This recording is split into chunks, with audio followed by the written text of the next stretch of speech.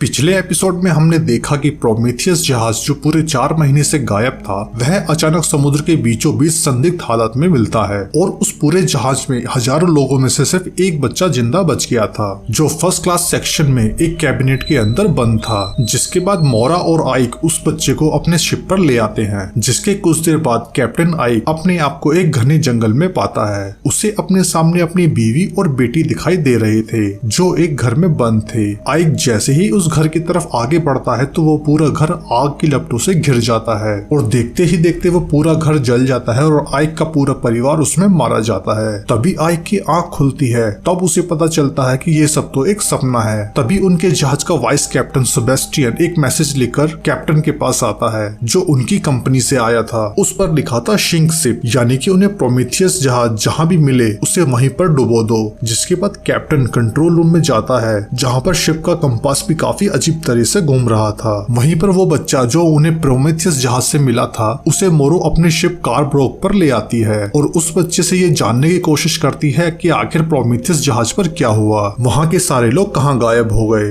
वहीं वो रहस्यमय आदमी जो प्रोमेथियस जहाज से आया था वह मोरो के रूम के अंदर घुसने की कोशिश करता है। तभी मोरो वहाँ पर आ जाती है और उसे देख लेती है। तब वो आदमी अपना नाम उसे डैनियल बताता है और कहता है कि तुम्हारे रूम से कुछ आवाज आ रही है और फिर थोड़ी देर बाद वह खुद अपने रूम में चला जाता है। दूसरी तरफ आइक कंपनी के इस मैसेज से काफी कंफ्यूजन में था। उसे समझ नहीं आ रहा था कि आखिर कंपनी अपने ही शिप को क्यों डुबाना चाहती है। आइक वाइस कैप्टन सेबेस्टियन से पूछता है कि सफर की शुरुआत में तुमने क्या कुछ अजीब महसूस किया था। तब सेबेस्टियन कहता है कि उसे ऐसा कुछ याद नहीं। वहीं कंट्रोल रूम में सभी लोग कैप्टन का आदेश का इंतजार में थे कि कैप्टन आइक प्रोमेथियस जहाज को डुबाने का आदेश दे। वहीं जहाज के पहले दर्जे में वर्जीनिया लूसियन से मिलती है। वर्जीनिया लूसियन पर काफी समय से नजर बनाकर रखी थी। वह लूसियन से कहती है कि तुम्हारा हनीमून कुछ ठीक नहीं चल रहा। दरअसल वर्जीनिया एक डीलर होती है और वह जवान और सुंदर लड़कियों को अमीर लोगों को फंसाने के लिए इस्तेमाल करती थी। इसीलिए उसने लिंगिये को लूसियन को लंचाने के काम में लगा दिया था। जेरोम जो इस जहाज पर कोयले वाले रूम में छिपकर आया था वह चोरी छुपे लूसियन के रूम में घुस जाता है और उसकी टेबल पर एक मेडल रखकर वहाँ से निकल जाता है। दूसरी तरफ जहाज के कर्मचारी इस असमंजस में थे कि आखिर वे इस जहाज को डुबोएंगे कैसे। जब से आइक प्रोमेथियस से वापस आया था तब से उसे अपनी बीवी और बच्चों की आवाज सुनाई दे रही थी। आइक अपनी बेटी नीना की आवाज का पीछा करते हुए एक रूम तक पहुंच जाता है जहां पर उसके बीवी और बच्चे उसके सामने थे।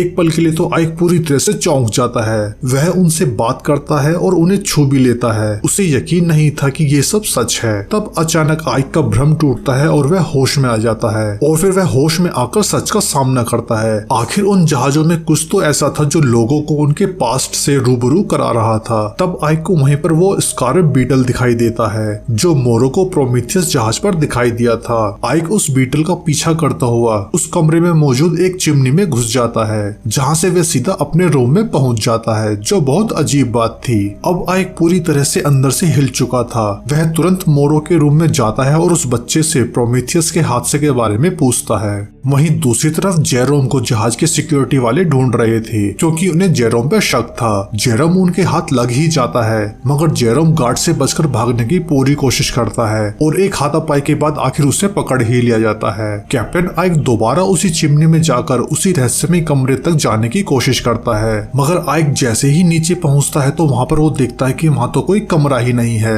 वो शाफ्ट तो चारों तरफ से बंद है और उधर एंजल और रमीरो भी कोई अमीर लोग नहीं थे, बल्कि वे कुछ तो बड़ा घोटाला करके यूरोप से अमेरिका तक भागना चाहते थे। डैनियल भी अपनी संदिग्धता दिखाते हुए एक बीटल को जहाज के एक डेक पर छोड़ देता है, जो बीटल आगे जाता हुआ टोवा की छोटी बहन के पास जाकर रुक जाता है। डैनियल उस लड़की से माफी मांगता है और सीन बदल जाता है। वहीं कैप्टन आइक जहाज के सभी लोगों को डाइनिंग एरिया में बुलाकर बताता है कि उसने अपने जहाज को वापस यूरोप की तरफ ले जाने का फैसला किया है और साथ ही वह प्रोमेथियस जहाज को वापस बांधकर यूरोप ले जाएगा। कैप्टन आइक के इस फैसले का सभी लोग काफी विरोध करते हैं मगर आइक अपने फैसले पर अटल रहता है। मोरो उससे कहती है तुम्हारा ये फैसला बिल्कुल गलत है और जहाज के सभी लोग तुम्हारे फैसले के खिलाफ हैं। तब आइक कहता है कि आखिर वो जानना चाहता है कि प्रोमेथियस जहाज के साथ क्या हुआ था क्योंकि कोई तो चाहता था कि मैं इस जहाज को ढूंढ लूं और साथ ही आइक अपने साथ घटने वाली घटनाओं के बारे में भी जानना चाहता था कि उसे अपनी बीवी और बच्चे क्यों दिखाई दे रहे हैं। जिसके बाद आइक जहाज को वापस यूरोप ले जाने का आदेश दे देता है।